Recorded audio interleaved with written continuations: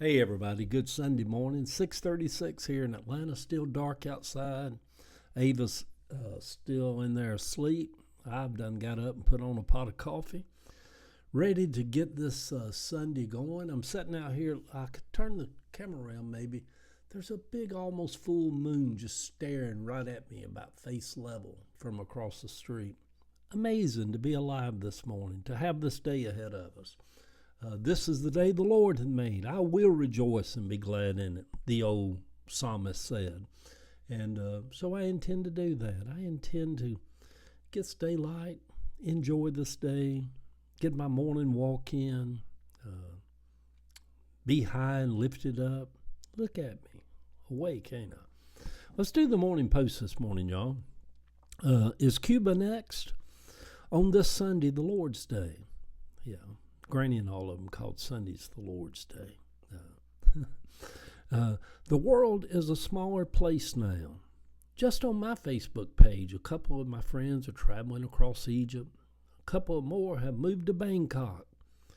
And another couple, that's Ava's friends, have rented an apartment in Amsterdam, while two others are relaxing on the beaches of Cancun.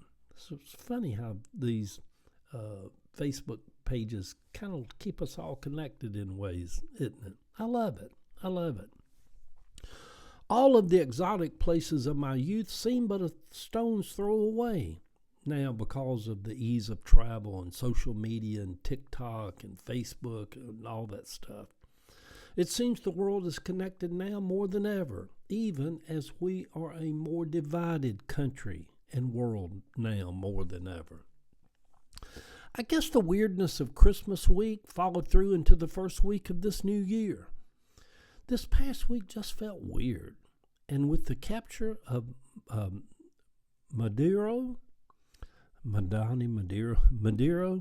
it just felt even weirder. The murders of the Reiners seem like decades ago now. Time is just swirling. The world is changing daily, right before our eyes. Things are moving. And then there is just that steady dying of people that we know that's around us that makes us stop and reflect for a moment on how short this life is and how all of it's just flying by so quickly. Jesus spoke often of the oppressor. On Sundays, I like to go back and talk about Jesus for a little bit. But he spoke often of the oppressor, they that would oppress others. He actually referred to religious leaders of his day as part of that group. He spoke of them that were oppressed of the devil. It does seem that those who choose to believe in a devil are often oppressed by those same beliefs, because there is no actual devil, y'all. But he is real, just the same for those who conjure him up. I choose to believe in real devils. Donald Trump is a real devil. One of the true signs that someone is of the devil, they lie constantly. You know, one of the old writers in the Bible said the devil was a liar from the beginning. The truth was never in him. Maybe 2026 is the year where many things can be true at the same time. Maduro was a horrible oppressor in Venezuela that needed to be overthrown. And yet, according to the president, he was overthrown because we want the oil. That's weird. We shouldn't overthrow a government just so we can get our hands on their resources. And yet, it is all a quandary. One could easily say that Trump is an oppressor. He does bring a certain darkness into this world. And for his followers, you know, when I do go back to reading scripture or whatever, you know, Jesus said there would be that group of people that love darkness.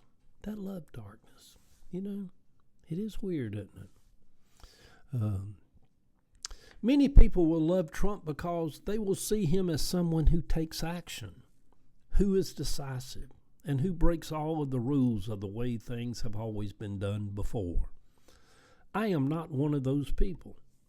But I can see where in the past we had a government that mainly appeared to never get anything done, just sit up there and squabble back and forth.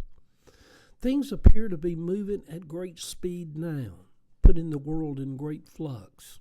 After decades, we still can't figure out how to get everybody in our country with health insurance, on health insurance, which would be so easy. It could happen in one afternoon with just the passing of a bill and the signing of it by a president. And it would be so simple, just Medicare for everybody. Mamdani, a Democratic socialist, was elected in New York City as mayor because people were just tired of the same old up there and wanted to see something get done. The days of returning to the same old tired Democrat-Republican politics of this country, fighting each other, those days are behind us, y'all. There's no going back to that. Nobody wants to go back to the days of Bush versus Gore or Reagan versus Carter. We are in a different world now.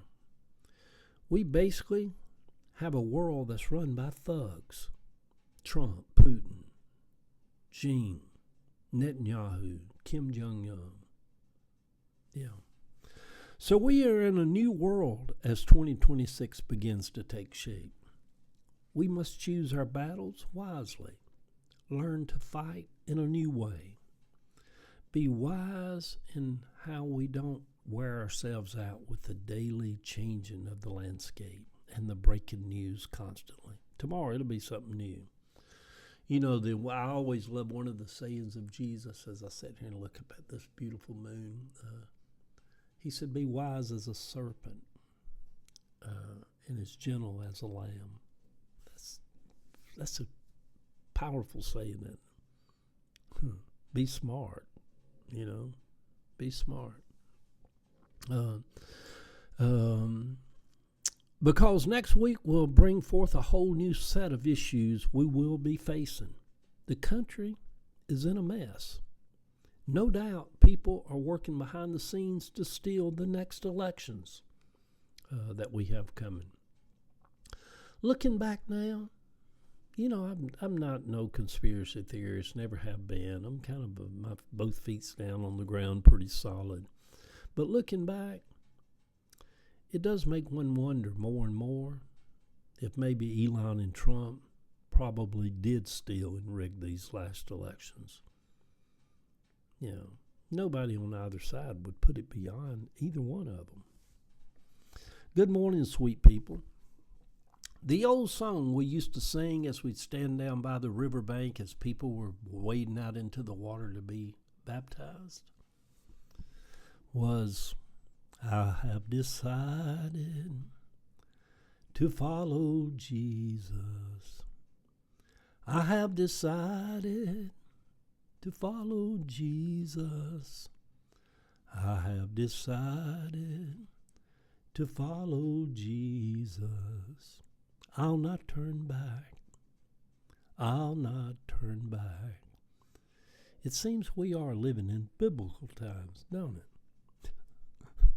Yeah. You read the book of Revelation, it's like, oh my God, that's now. That's going on in the White House now. Who knew John? Well, we just thought John the Revelator was on the Isle of Patmos doing some mushrooms. But he was telling us there's an orange-headed beast that's going to rise in the whatever. Good heavens. The picture over on my Facebook page, picture of Constance's house in the spring. After a short winter, spring will be here again. America needs a new spring, doesn't she? Love y'all.